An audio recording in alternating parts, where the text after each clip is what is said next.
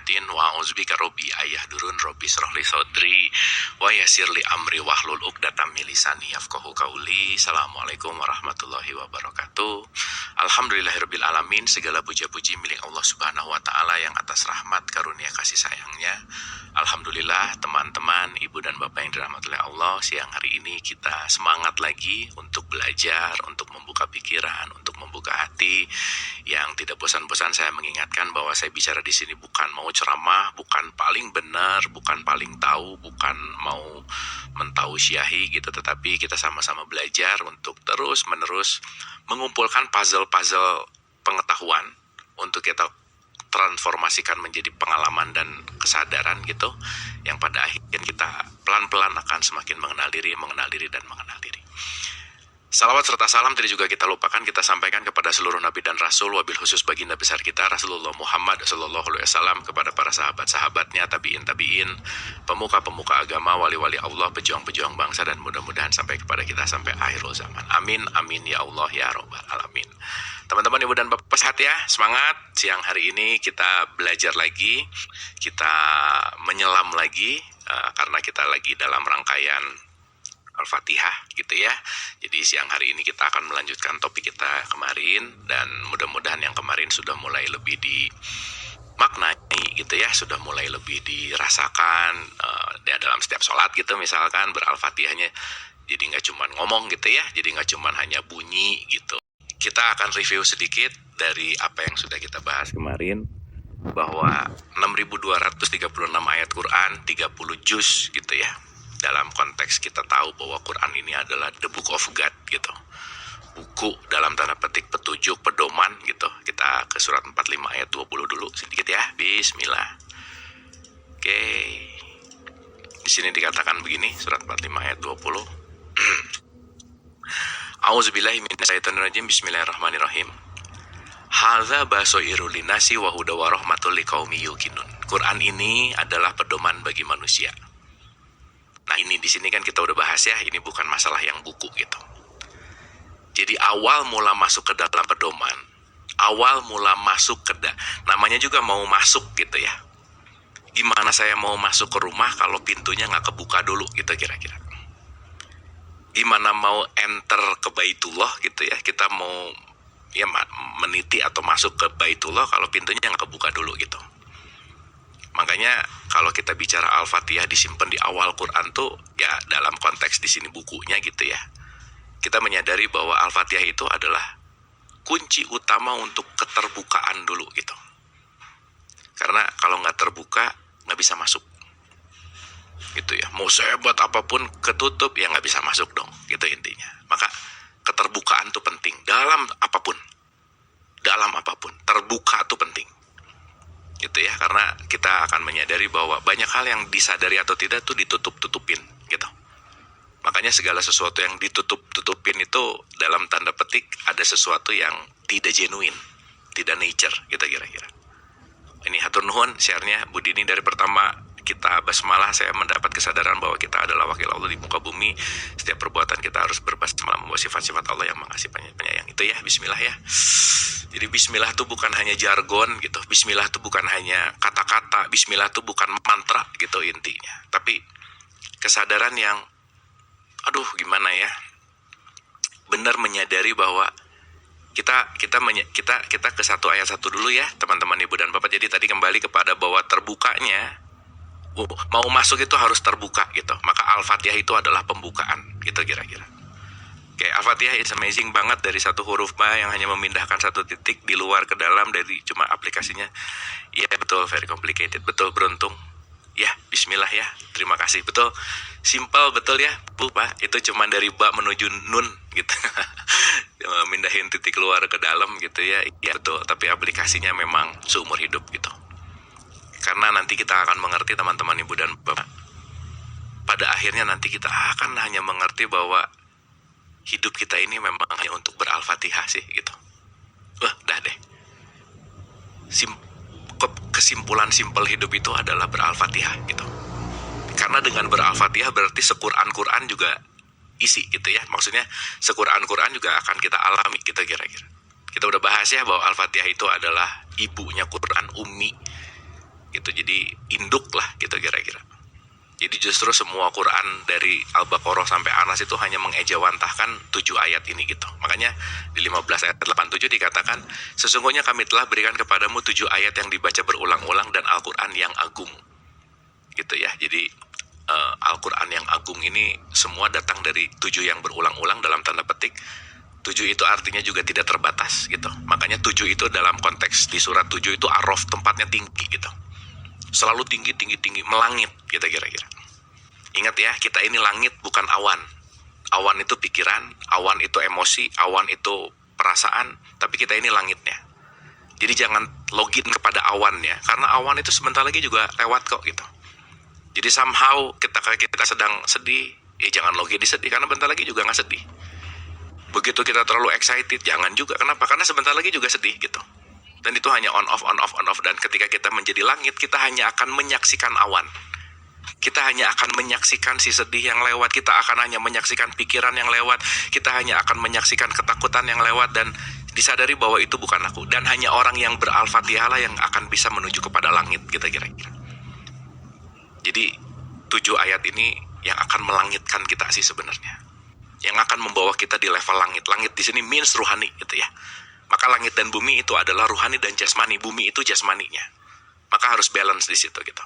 Tapi kita jangan lupa bahwa prioritas kita dalam tanda petik primernya kita itu adalah langit. Kita ini manusia langit, teman-teman, ibu bapak.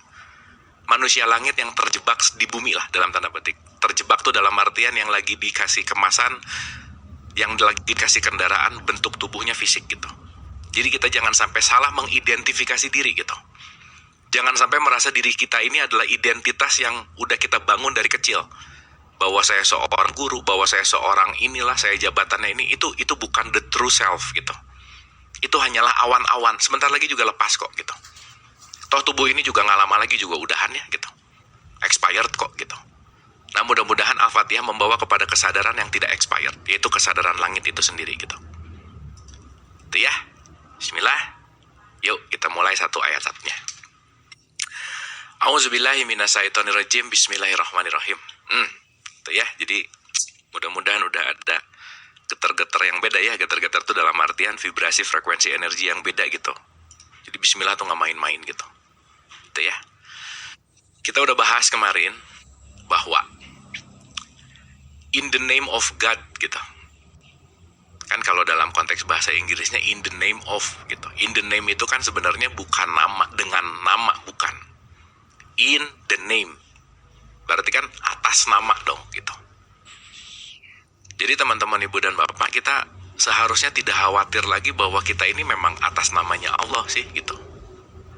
Kan Allah menciptakan kita juga untuk itu tujuannya. Betul nggak? Dan pasti dia ingin mencapai tujuannya dalam tanda petik ya. Tukang kursi kalau bikin kursi tujuannya supaya kursinya bisa dijadikan tempat duduk gitu kira-kira. Berarti kan ada tujuan tertentu gitu. Apapun kita lakukan pasti ada tujuannya gitu. Jadi kadang ya maaf banget ketika mungkin kesadarannya masih dalam dogmatis, masih penuh dengan fearness gitu. Merasa jauh banget sama Allah gitu. Dan teman-teman ibu dan bapak, ketika Allah gimana pun itu dalam tanda petik ya, nanti kita akan ngerti bahwa kita gimana sama Allah tuh tidak akan mengurangi rahman rahimnya Allah ke kita gitu intinya.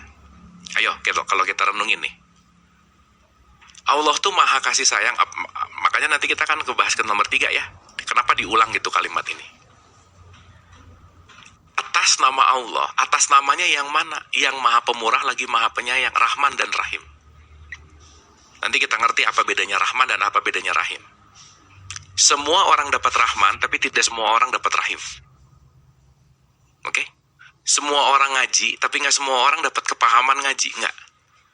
Maka nanti level yang lebih dalam itu rahimnya sebenarnya. Karena Rahman itu general, Rahim itu nanti lebih dalam sedikit gitu. Gitu ya. Betapa sayangnya Allah ke kita, coba. Punten pisannya saya kasih gambaran gini.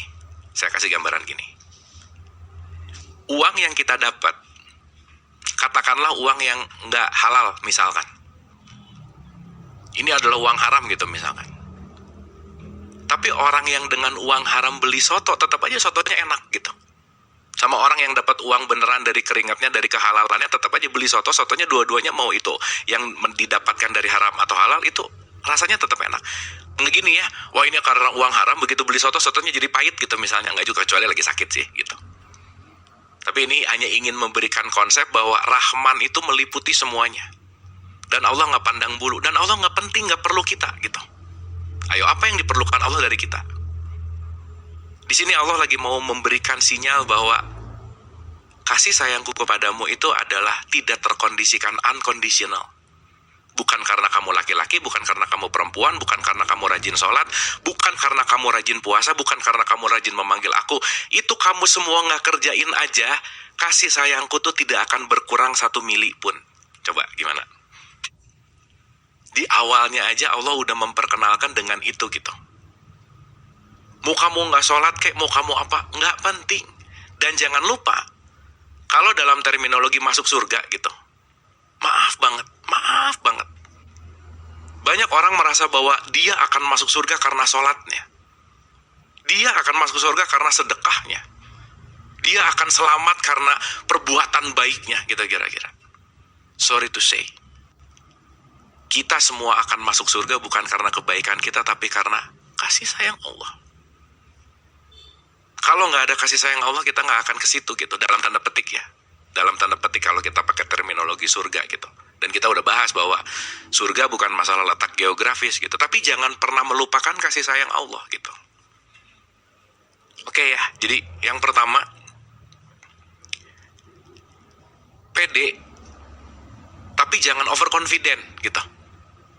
Kita di tengah-tengah aja gitu.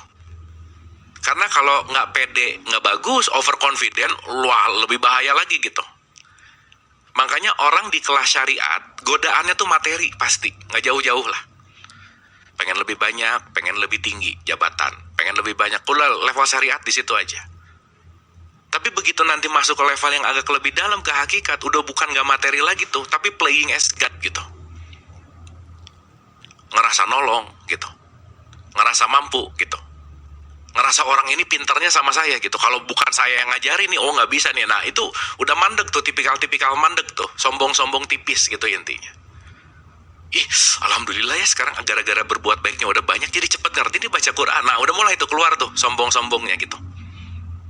Ngerasa itu makin atas tuh makin tipis gitu. Makanya dalam konteks kemusyrikan, tapi ya kalau kita bicara kemusyrikan, musyrik itu kan seperti semut hitam yang berjalan di batu hitam, dilihat malam-malam makin nggak kelihatan. Dan disitulah kita penting untuk selalu waspada gitu kira-kira. Jelas ya teman-teman ibu dan bapak ya. Jadi di ayat 1 ini, nggak pede jangan, overconfident juga jangan. Sadarilah bahwa siapapun kita adalah utusannya dia gitu. Utusan dalam tanda petik, pasti kita ini diciptakan oleh dia dengan maksudnya dia. Ya, kita udah bahas kemarin bahwa raja nggak perlu datang ke timur atau ke barat untuk tahu situasi timur barat, tinggal ngutus aja tuh. Utusannya nanti datang gitu. Dan si utusan nggak boleh sok-sokan ngatur gitu. Kenapa? Saya tuh utusannya raja. Yang penting rajanya, bukan omongan sayanya. Kalau raja ngomong aja, jangan diedit dong, gitu kira-kira. Tapi kan di dalam perjalanan ada ego, nggak apa-apalah. Rajanya ngomong A, tapi kan kamu bisa dapat uang lebih banyak kalau kamu ngomong B, ayat pilih B, gitu kira-kira. Nah, udah gugur dong jadi utusan, gitu kira-kira. Nah, mudah-mudahan kita ini tidak gugur menjadi utusannya karena dipenuhi oleh hawa nafsu, gitu. Anyway, ini juga adalah pembelajaran seumur hidup, gitu ya, kira-kira. Tapi teman-teman, ibu dan bapak, yang paling jangan pernah khawatir adalah kasih sayang Allah bukan berdasarkan kondisi kita. Kasih sayang Allah karena memang Allah itu adalah zat maha kasih sayang. Dan kita harus belajar itu dari Allah gitu. Belajar untuk mencintai tanpa sebuah kategori gitu. Belajar untuk bagaimana kita benar-benar tulus mencintai bukan karena ada mau-maunya gitu. Sementara 99% orang yang cintai sekarang kan bukan mencintai tulus. Saya mencintai kamu karena apa yang saya suka ada di kamu. Intinya saya suka dulu nih. Karena kamu begini, begitu, ada di kamu. Jadi saya suka sama kamu. Nanti kamunya berubah, saya jadi gak suka lagi sama kamu. Gitu kira-kira. Jadi kalau mau lebih agak gamblang, ketika bilang mencintai kamu, saya mencintai kriteria saya yang ada di kamu saat ini. Makanya kalau dia besok berubah agak berkurang tuh, gitu kira-kira. Nah, ayat 1 ini lagi mengajarkan kita untuk melepaskan semua kategori-kategori sehingga sejatinya nanti kita akan mengerti bahwa kita ini adalah zat kasih sayang yang banyak dikotori oleh mau-mau, konsep, keinginan, menggapai, mencapai, meraih gitu. Jadi kita lagi lepas dari fitrah sebenarnya. Karena fitrah kita tuh kasih sayang. Fitrah kita itu adalah ruhnya Allah sendiri gitu. Fitrah kita itu damai. Fitrah kita ini bahagia gitu. Makanya kalau mau bahagia gak usah dicari, jadilah fitrah. Justru gak ngapa-ngapain kita akan bahagia gitu. Nah, berarti yang membuat tidak bahagia kan bukan masalah faktor eksternal. Tapi karena mungkin terlalu banyak keinginan, mau-mau, ekspektasi. Sehingga kita keluar dari kefitrahan kita sebagai manusia yang penuh kasih sayang, penuh kedamaian, dan penuh kebahagiaan. Dan menariknya, salah satu yang melepaskan kita dari kefitrahan manusia, lucunya adalah ada di dalam agama lagi misalkan. Saya bisa ngerasa lebih surga dari orang lain loh gitu. Saya bisa ngerasa lebih suci dari orang lain karena kenapa? Yang lain tuh salah semuanya. Gimana sih gitu? Padahal tiap hari ngomong basmalah ya gitu. Jadi nanti kita akan mengerti bahwa kita akan belajar menjadi utusannya tanpa konsep. Utusannya tanpa program. Fitrah, kembali suci. Idul Fitri. Makanya kalau di Ramadan ada Idul Fitri itu sebetulnya lagi menggedapi ayat 1 gitu. Ayo dong balik ke kasih sayang Tuhan. Gitu ya, kembali ke kasih sayang Tuhan. Kenapa? Karena kamu tuh utus aku gitu. Kebayang gak teman-teman ibu bapak, ini kita baca tiap sholat loh. Energinya besar banget, kesadarannya besar banget gitu. Sehingga tersentuh tuh rasa kasih sayangnya untuk bisa menyebar. Untuk bisa didistribusikan, kita hanya jadi wadah gitu. Kita hanya jadi pipa yang mengalirkan air dari dalam tanda petik kehidupan dari Allah gitu, air kehidupan dari Allah yang kita hanya menyebarkan sesuai dengan kapasitas dan kemampuan gitu intinya. Gitu ya, jadi mudah-mudahan ayat 1 ini membawa kita melepaskan dari kebencian. At least nggak mungkin kita lepas dari benci ya, nggak mungkin. Nggak mungkin lepas dari iri, nggak mungkin. Tapi at least begitu ada rasa itu kita mulai lebih sadar lagi. Atas nama, iya ya, ini hanya atas nama, iya ya, ini hanya atas nama, gitu kira-kira. Sehingga perjalanan ayat 1 ini seperti perjalanan kita sedang menuju kepada matahari. Kalau boleh direnungkan, semakin kita mendekat ke matahari, semakin kitanya tuh nggak ada. Semakin menyatu gitu, akunya tuh nggak ada. Semakin terbakar kan udah pasti gitu. Kamunya udah nggak ada lagi gitu. Nah nanti di situ akan disebut dengan yang namanya tajali, menyatu. Kulhu Allahu ahad. Maka perjalanan mendekat kepada cahaya adalah perjalanan meniadakan diri. Disitulah nanti esensi dari kasih sayang sebenarnya. Karena begitu kita punya kasih sayang, punya rasa cinta, diri kita tuh jadi nggak penting. Sok coba direnungkan. Karena kita akan dianggap beribadah ketika apa yang kita lakukan hanya untuk melayani Allah. Sedekah yang untuk dipuji, nggak ibadah namanya. Tapi sesederhana masak untuk pasangan dengan penuh cinta kasih, disitulah ibadah ketika per saat itu yang jadi tuannya adalah Allah. Karena saya sedang melayani Allah, bukan melayani pasangan saya. Saya sedang melayani Allah, bukan melayani anaknya.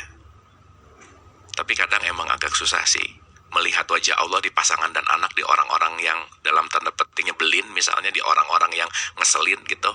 Itulah perlu kita latihan gitu. Karena nanti begitu kita masuk bahwa kemana saja kamu menghadap, di situ adalah wajah Allah. Dan nanti kita akan mengerti kenapa di 1:3 diulang lagi. Karena itu semua hanyalah bentuk dari kasih sayang Allah gitu kira-kira. Oke ya teman-teman ibu dan bapak ya, mudah-mudahan ini jadi satu aplikasi gitu. Berbasmalah tuh bukan apa ya, bukan mantra, bukan sholat tuh bukan harus yang saya orang Islam wajib nih sholat gitu, enggak gitu. Tapi Sholat itu untuk menguatkan lagi, menyadari lagi bahwa saya ini hanya pelayan kok gitu. Jadi habis sholat tuh sujud, karena sholat ada sujud ya. Di sujud tuh kan udah menutup muka gitu. Udah gak penting lagi sisi wajah ini gitu. Nah yang tiap hari yang kita rawat kan muka. Wajah saya mau ditaruh di mana gitu. Pride, ego, sombong gitu. Karena lupa bahwa kita ini pelayan. Itu ya, mending kita sadari bahwa kita ini hanya pelayan. Udahlah gitu. Tapi gak tanggung-tanggung, yang dilayaninya adalah Sang Maha Kasih Sayang. Jadi kalau di kantor punya bosnya CEO-nya gitu, tapi di sekolah kehidupan ini bos kita ya Allah. Maka ketika kita ngantor dimanapun, bekerja dari dimanapun, kita bukan bekerja untuk company-nya kok gitu. Kita bukan bekerja untuk yayasannya, kita bukan bekerja untuk orang itu, bukan. Kita hanya sedang menjadi pelayannya Tuhan gitu. Dan nanti kita sadar, mungkin memang siapapun yang dipertemukan itu adalah bagian dari untuk kita mewujudkan kita sebagai pelayan. Karena nanti kita akan mengerti bahwa semua skenario ini tidak bisa kita tolak gitu kira-kira. Jelas ya teman-teman, ibu dan bapak ya. Jadi sekali lagi, deep essential in the name, atas nama. Sekali lagi ya, ini bukan mau nyalahin, bukan. Dengan nama ini juga gak salah sih gitu. Tapi the most essential yang bisa kita in touch gitu. Kalau dengan nama tuh kayak jauh sama Allah gitu. Tapi kalau atas nama iya ya. Jadi sekarang jangan ragu-ragu lagi bahwa kita tuh dekat banget sama Allah. Jangan lagi, aduh aku gimana mau dekat, ngaji gak bisa, baca Quran gak tahu isinya. Penuh dengan dosa, penuh dengan kesalahan. Teman-teman ibu bapak, maaf banget. Tuhan tuh, Allah tuh gak ngaruh sama gitu-gituan. Kasih sayangnya dia ke kita tuh unconditional. Bukan seperti apa yang kita bayangkan bahwa dia hanya akan sayang ketika kitanya sayang. Enggak. Allah tuh gak butuh apa-apa dari kita tapi tetap sayang gitu. Itu keren gitu. Yuk kita tiru gitu. Sifat Rahman Rahimnya mari kita aplikasikan. Berarti kan kita lagi melatih melepaskan kemelekatan kan sebetulnya. Jadi nanti kita mengerti bahwa basmalah itu adalah lepasnya kemelekatan terhadap semua kategori-kategori hawa nafsu. Kamu tuh baiknya gini ya, kamu tuh harusnya gini ya, hidup tuh harusnya gini ya. Jadi aja nyari yang ideal. Sementara yang ideal tuh kan gak ada dalam hidup gitu. Semuanya dinamis dan mengalir gitu. Sip ya, inilah kenapa diulang di Al-Fatihah dalam konteks sholat. Supaya terus diasah. Apa yang diasahnya? Melepaskan lagi kemelekatan. Disadari lagi bahwa kamu hanya pelayan. Nah, jangan ngerasa hebat lah. Jangan ngerasa bisa. Jangan ngerasa tahu. Kamu cuman hanya pelayan. Yang jangan sampai salah melayani gitu. Kita dihadirkan hanya untuk melayani Allah. Maka kalau sekarang banyak melayani egonya, yuk mulai agak direnungkan. Dari bangun tidur lagi yang banyak dilayani egonya atau Allah gitu. Mau-maunya atau Allah, keinginannya atau Allah, hawa nafsunya atau Allah. Itulah kita perlu jeda, sholat 5 waktu. Ya Allah, dari subuh ke zuhur ini, saya banyak melayani Engkau atau nafsuku ya Allah. Inna sholati, wa nusuki, wa mayaya, wa mamati, lillahi rabbil alamin. Coba. Di situnya aja udah kita bicara bahwa ya Allah, saya mau mengembalikan lagi kepelayanan saya. Untuk menguatkan lagi dan mengajegkan lagi bahwa saya ini hanya pelayan. Inna sholati wa nusuki wa mayaya wa mamati lillah. Allahu Akbar, Engkau yang besar. Berarti kan waktu Allahu Akbar tuh aku udah gak ada, udah kayak kita ketemu matahari gitu, kitanya udah kebakar kali gitu. Tetesan air ketemu lautan, hilang dia karena menyatu. Dan kita kembali ke Allah itu adalah kita adalah tetesan yang sedang mau kembali ke lautan kok gitu. Dan begitu kita Allahu Akbar, kita udah nggak ada lagi tuh tetesannya. Udah kenapa? Udah menyatu dengan laut kok. Di situ baru Bismillahirrohmanirrohim.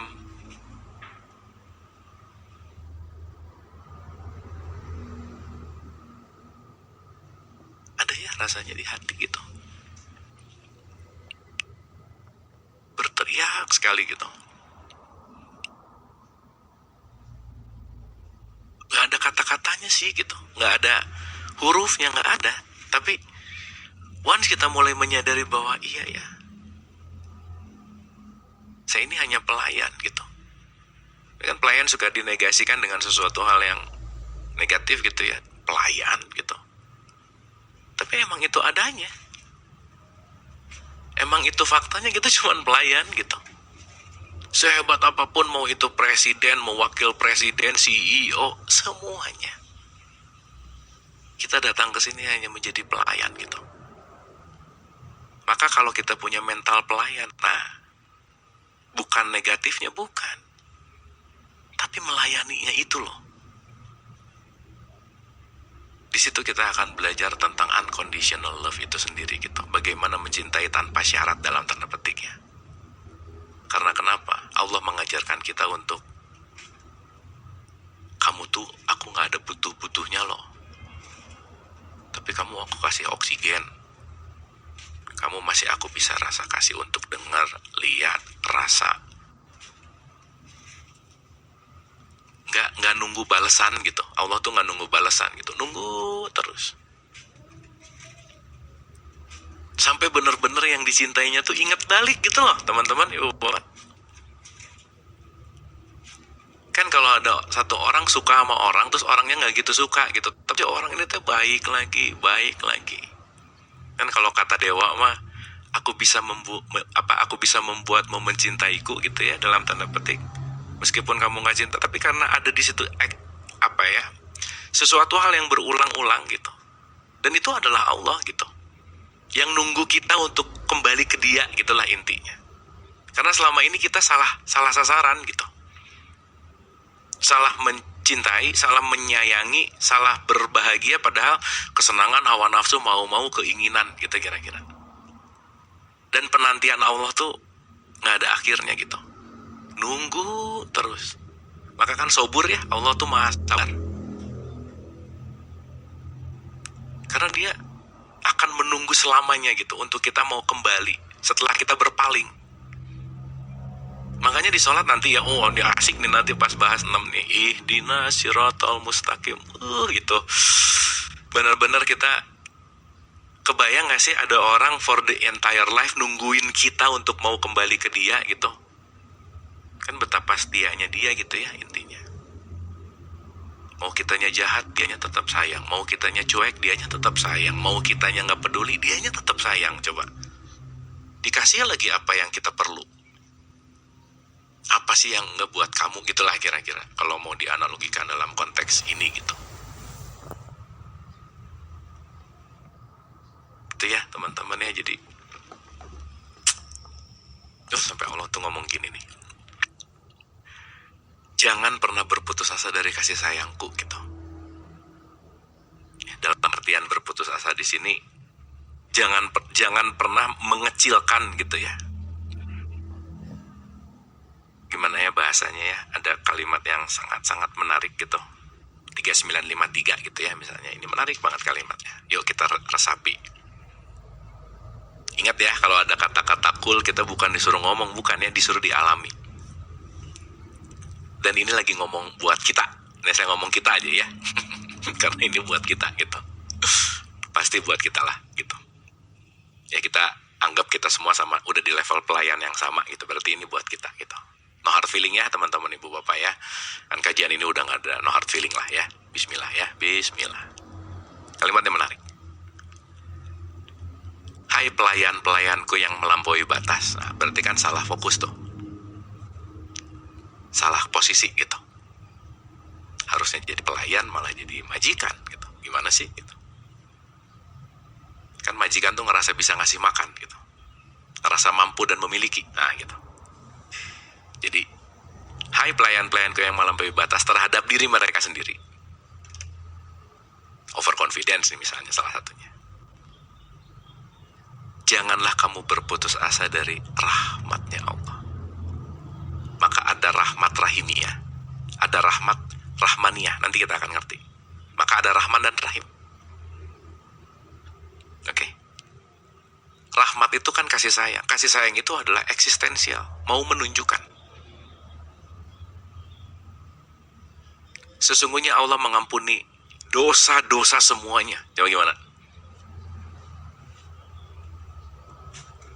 Jadi masih ragu-ragu gitu sama Allah gitu kira-kira. Sesungguhnya dialah yang maha pengampun lagi maha penyayang. Ini kalimat terakhirnya nggak ada lagi deh udah. Dia maha pengampun lagi maha penyayang. Jadi nggak ada celah lagi deh untuk Allah mengampuni kita. Nggak ada reason lagi untuk Allah mengampuni kita gitu. Terus kitanya jadi malah serba takut ya, aneh. Jadi malah serba parno gitu. Terus nyangkanya Allah maha penghukum lagi gitu. Ya nggak apa-apa juga ya. Mau kita berpandangan apa terhadap Allah, sekali lagi tidak akan satu inci pun berkurang kasih sayang Allah ke kita. Nggak akan. Jadi agak aneh sih kalau ada kata-kata saya mau membela Allah gitu misalnya. Gimana cara membela Allah ya gitu. Jadi hubungannya sama Allah tuh personal gitu. Nggak jaim lah dalam tanda petik gitu. Karena sekali lagi kita mau ngerjain apa, ini pentingnya saya ulang-ulang punten ya. Kita mau ngapain juga, dia menunggu aja. Dengan kasih sayang yang tidak terbatas gitu intinya. Jadi jangan-jangan selama ini yang agak jual mahal tuh kitanya sih gitu. Jual mahal banget sih gitu. Kenapa jual mahal? Egonya kegedean. Ya. Bahagia tuh ditunggu nanti gitu. Happy-nya ditunggu nanti. Kenapa? Karena kriteria saya bakal happy kalau udah lulus S1 deh gitu. Saya bakal happy kalau udah nikah. Saya bakal happy kalau gitu. Saya kayaknya happy deh kalau punya uang 2 miliar gitu. Tahu-tahu seumur hidupnya nggak punya uang segitu juga gitu. Jadi gimana sih gitu? Jangan-jangan kitanya yang masang tarifnya ketinggian lah gitu dalam tanda petik gitu. Padahal kita kan cuman pelayan anyway. Dalam tanda petik ya. Dalam tanda petik nih. Sampai sini oke, teman-teman? Ibu bapak bisa di follow ya? Oke ya? Ibu bapak jangan serius-serius gini. Oke ya? Oke, aman ya? Santai ya? Kita relax ya. Bismillah. Lanjut. Dah. Nah. Jadi, tahapan kita hari ini, kita sadar sebagai pelayan. Itu nomor 1 ya. Oke, kemarin belum kita bahas nih. Nah, kalau udah ada di modenya pelayan, servant mode gitu. Kalau di komputer kan ada master, ada slave tuh. Slave mode gitu. Ya slave meskipun budak ya, nggak enak bahasanya, tapi ya kita ngerti ya. Poinnya adalah pelayan. Baru kita masuk kedua. Oke, jadi ulang ya. Bismillah. Begitu bangun tidur tuh, dunia tuh udah berlomba-lomba untuk narik kita untuk meminati dunia, gitulah kira-kira. Makanya teman-teman, ibu bapak bangun tidur jangan gerabak-gerubuk langsung lihat HP, baca WhatsApp, buka Instagram, jangan gitu. Kalau bisa ada momen santai dulu. Soalnya kalau bangun tidur langsung gerabak-gerubuk, kita kehilangan momen hening. 5 menit pas abis bangun tidur. Makanya kenapa subuh abis bangun tidur langsung dicegat dulu pakai subuh, supaya nggak terlalu sibuk dulu sama dunia gitu maksudnya. Nih handphone di sebelah kasur, bangun tidur udah langsung lihat WhatsApp dari mana kerjaannya apa. Oh udah skip lah, sayang gitu. Makanya morning meditation is everything.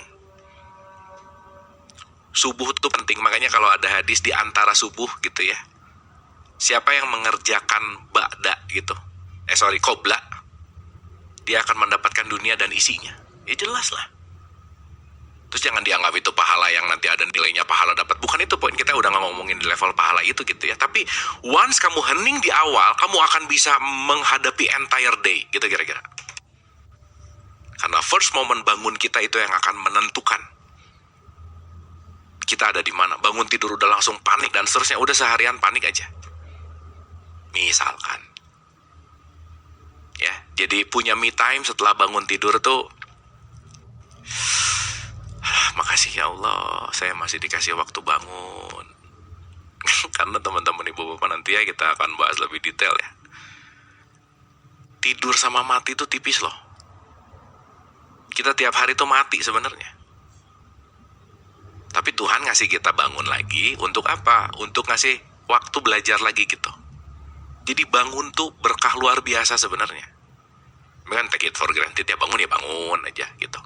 Makanya habis bangun tuh langsung wudhu gitu. Ya Allah, hatur nuhun, terima kasih. Masih dikasih kesempatan untuk mendengar, melihat, merasakan, mengalami, belajar, gitu kira-kira. Dikit ya, ini untuk pengayaan nih. Allah memegang jiwa orang ketika matinya dan memegang jiwa orang yang belum mati di waktu tidurnya. First moment awaken, pertama kali bangun, itu momen yang paling penting untuk kesadaran kita. Jangan gerabak-gerubuk, disarankan begitu. Tarik nafas perlahan, ya Allah, terima kasih. Jangan lupa ya teman-teman ibu bapak, saya nggak mungkin ngomong loh kalau nggak nafas. Kata menjadi kalimat, kalimat menjadi paragraf, paragraf menjadi petunjuk, datang dari satu satuan yang namanya nafas. Ya kalau saya nggak ada nafas nggak bisa ngomong nih. Kalau yang dengar nggak ada nafas juga nggak bisa dengar ya, artinya udah nggak ada ya dalam tanda petik. Sedekat apa kita sama nafas sih gitu? Sesadar apa kita sama nafas? Dan nafas nanti akan membuktikan tentang kehambaan kita sebenarnya. Kita ini hanyalah hambanya nafas sebenarnya. Gak ada nafas nggak bisa ngapa-ngapain. Tapi justru yang paling sering diabaikan adalah nafas gitu. Anyway, nanti ini kita bahas setelah alif, lam, mim. Nanti kita ngerti ke situ. Itu ya, jangan sepelekan nafas. Nafas tuh, ini semua nggak akan terjadi kalau nggak ada nafas gitu. Jadi, the best moment, bangun tidur, syukuri dulu. Ya Allah, terima kasih. Kenapa? Maka dia tahanlah jiwa orang yang telah dia tetapkan kematiannya, dan dia melepaskan jiwa sampai waktu yang ditetapkan. Oh, masih dibalikin lagi nih saya. Emang ada jaminan ya besok pagi kita emang masih bisa bangun gitu? Nggak ada. Dan gak akan pernah ada orang yang tahu tidur tepat di jam berapa di malam itu. Gak ada. Karena dicabutnya kita gak tahu. 11.53, 54, 5, udah aja. Gak tahu di jam berapa tuh gak tahu. Maka orang yang familiar dengan tidur, orang yang bisa bersyukur terhadap tidur dan napas, dia yang akan bisa familiar dengan kematian gitu. Nah makanya ada nafas Rahman Rahim nanti.